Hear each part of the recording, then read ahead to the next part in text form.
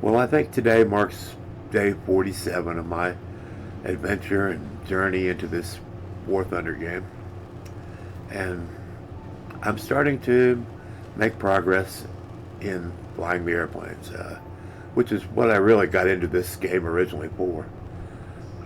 Uh, the tanks made more sense at first. The controls to the tanks worked.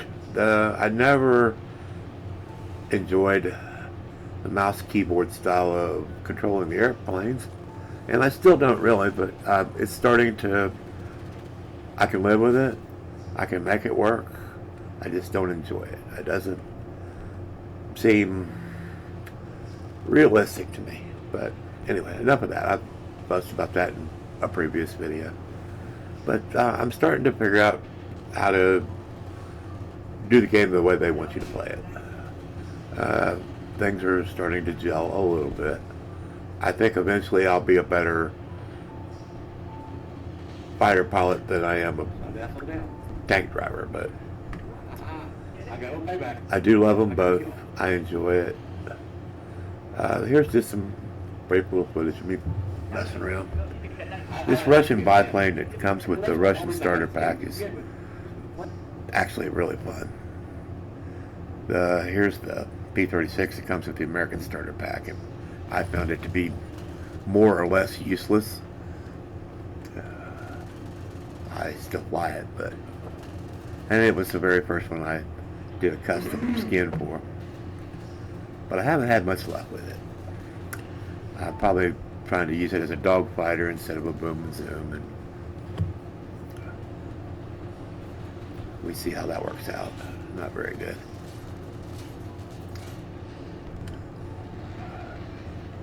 So, without further ado, we're going to keep going through this and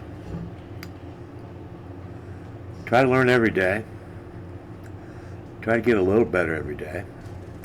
I just recently picked up the plane that I've been waiting for to fly for, well, really, ever since I found out about this plane 47 years ago. I was in a hospital recovering from my first major motorcycle wreck, and someone brought me some books to occupy my mind, and one of them was one of the Squadron publications, and it was all about the Focke-Wulf 190, the A's and the F's and the G's, and I fell in love with it then. And it's always been, the Focke-Wulf has always been my plane, my go-to plane in the other flying games that I've done, and I just finally picked it up the other day, and I haven't had her out against people yet. I'm still trying to get it built up by playing assault and gathering my research points that way before I actually try to fight a real human in it. I don't want to disappoint the plane. But here, notice dog fighting with a Ju-87. I did manage to get some kills with a Ju-87. I've also discovered that the little French reserve planes they're a blast to fly. They're pretty decent. They're pretty maneuverable, and they've got 4 machine guns, where most things, except for the Russians at this point, only have 2. So I like the Parasol fighter, the one with the high wing, and even that ugly fixed gear low wing monoplane, the what is it, the D500 is a lot of fun. I've got quite a few kills in it now. Here I am again with the Stuka. And this is the Stuka, obviously, that comes with the German starter pack, which I got a special deal on it. I think I only paid $1 for the German starter pack. So you get the Ju-87 and the little scout thing. Properly played, even a Ju-87 early model can still perform, can still knock things out of the air. She's a fairly tough old bird too.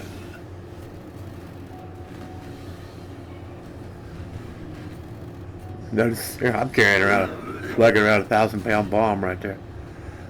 Or pardon me, 500 kilogram. which would be more like 1,200 pound bomb.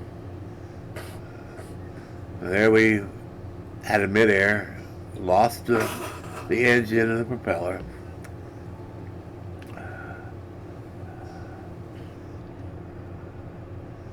It's all good.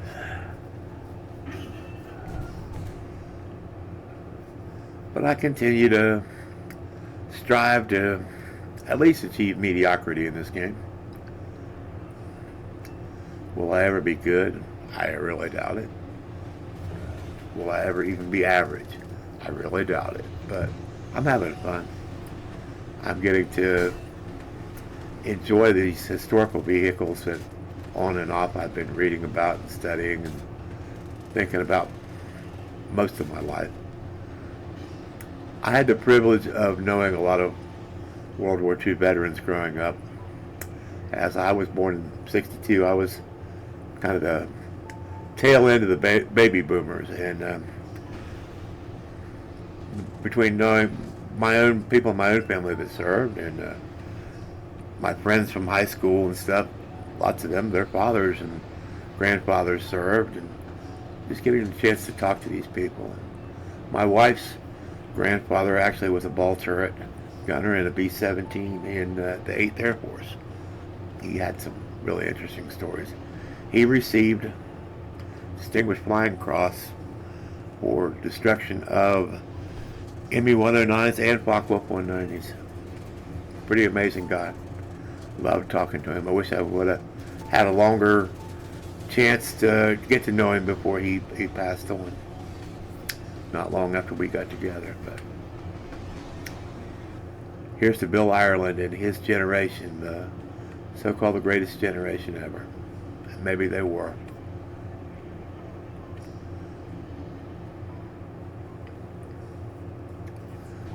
I have played ME-109 once, or more than once actually, but it's not, at least in this early version, the B model, which I think I have here, it's not the greatest. To me, the whole purpose of the German grind is to get to the Focke-Wulfs. And maybe eventually the ME-262, but the Focke-Wulfs, the A's, and the D's, and even what morphs into the TA-152s is what I've been dreaming and wanting to fly, I don't know, for 40 some years now. And now I can. I gotta make it past all these biplanes first. But sometimes these biplanes are a lot of fun.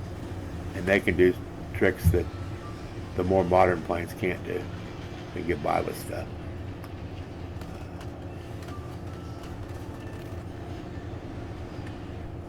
It's entertaining. I continue to enjoy playing this game, and oh, look here. I did a horrible thing. I made a pink version of my XA-38 Grizzly. I was on that pink theme. It's not any kind of a statement. It was just meant to be entertaining. And that's a really terrible attempt at a skin, so forgive me. There's some more footage here in just a second where you get to see it with pretty massive battle damage, but I really like that thing. Look, the whole nose is going now. For some reason, the cannon is still there, but the main part of the nose cone is gone. That was my first premium airplane, and at that point I was struggling to learn how to use it. It's a lot of fun, though. Whether it's pink or whatever color it is. Highly recommend it.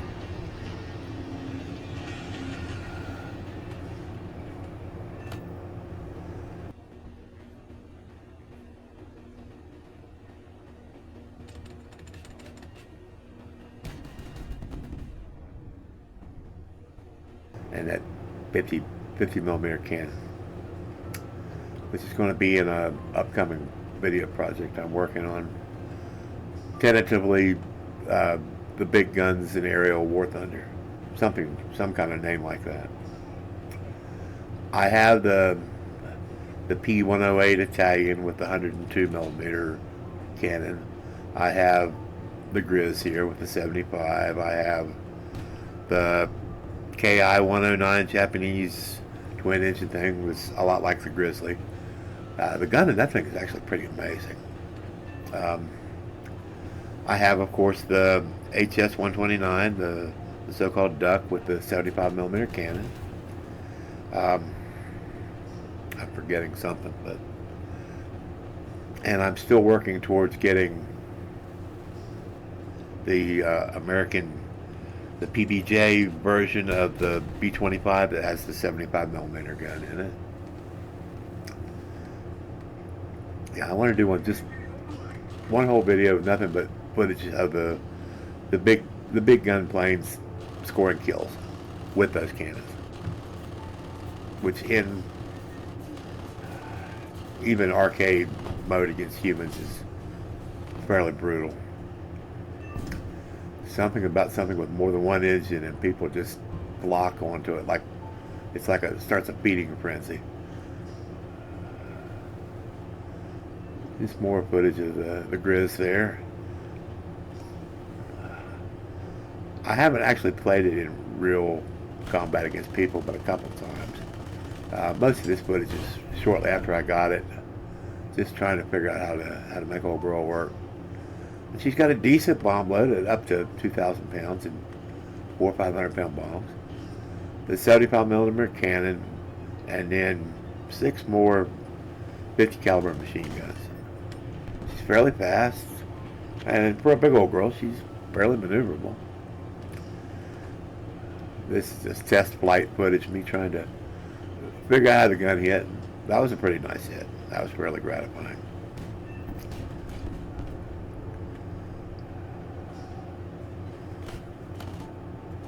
I think I've discovered that I have an affinity for these big, stupid airplanes, these big twin engines.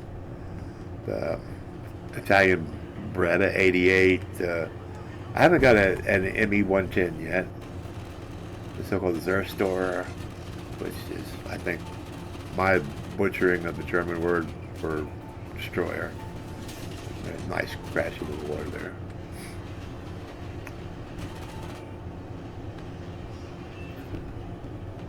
Got some kills here and some other planes that I don't own by jumping into them while playing ground battles. A kill's a kill. Ooh, that was lovely. That was ugly, as a matter of fact. And here's the only way to play Sinai as far as I'm concerned. I hate Sinai.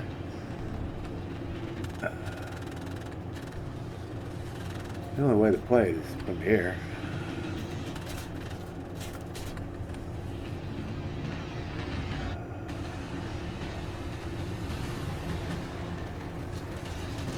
Oh, Japanese plane, even though it's got pathetic firepower, is kind of fun.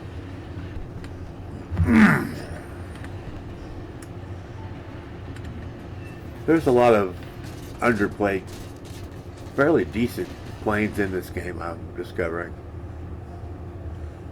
Everybody wants the high-level Messerschmitts and the Focke-Wulfs and the Yaks and the Lags and the Spitfires, but there's a lot of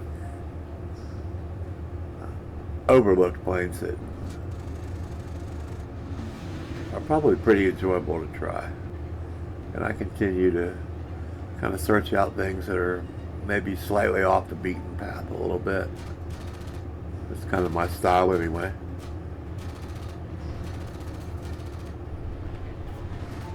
But I just recently got over 100 human air kills. And one of my favorite things to do is, after a battle, is I like to go back and go through the replay file and look up the player profiles of if there's somebody particularly good on the other team that just keeps smashing my head in, or maybe I do something really good and I knock somebody down in a pretty good dogfight. It's always gratifying to see that, wow, I'm only level 13, but they were level 45, or It's especially gratifying when you find out that that guy is actually level 100. And therefore qualifies as a scumbag. Now, not necessarily all 100s are scumbags. And there are some that I'm sure they're just wonderful people. In order to be nominated as a scumbag in my book, if you're level 100 and you're in one of these really low BR arcade matches, and you're in a plane that you've already got 500 kills in or whatever, you have no sense being in these matches. It's just, you can't be there for any reason but to inflict grief. Especially the ones that spawn camp and just make it murderous on the new guys. How could that be fun to you? I just don't understand it. But yeah, when I go through these replay files looking for these guys, I refer to that as scanning for scumbags. And now early on I singled out somebody and called him the scumbag of the week, and I've since found people that were worse offenders than him. That guy was a good solid 100. But there's people that you max out at level 100, but you know, there are people that if the scale continued upward should probably be level 200, much less 100. There are people in this that have whole years of their life invested in playing this game, and that makes my level of obsession look, you know, really minute in comparison. But that's all. Hopefully you've enjoyed watching this, and as much as I've enjoyed playing it and making it. And I'd like to thank several people, but most of all, I want to thank my wife and my dog for tolerating the time that I spend in here on this computer. I think my wife now understands the obsession a little bit, because I actually got her to install the game on her computer and start playing a little bit. Whether she ever plays against other humans or not, but she certainly helped me out by giving me a human target to practice my aim with some of these big guns that are coming up in this video that I'm going to be releasing sometime in the near future. I love my wife, and she's so generous and thoughtful and caring and just a wonderful person. My life would be so much emptier without her. Thank you, Diana. I love you. That's all for now. And hope everybody enjoyed this.